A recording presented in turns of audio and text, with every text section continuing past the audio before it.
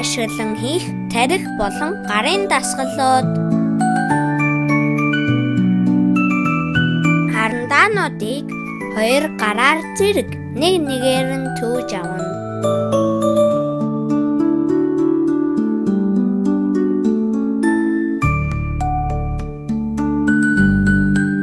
Харандааг 7 дунд хуруунуудын хооронд хавчуулан барьж 2 тийш савлуулна.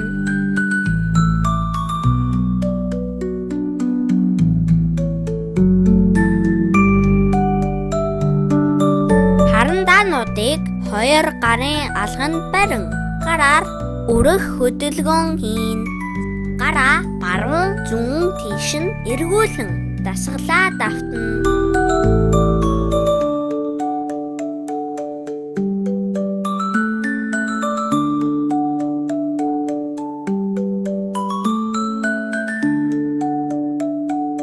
Харандаануудыг 2 гарын хурууны өндөгнүүдээр нэг нэгээр нь авна.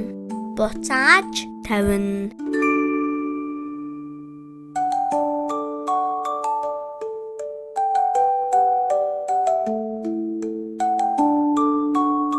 Сайн байна хүүхдүүдээ, биднийг дагаад дасгалаа сайн хийгээрэй.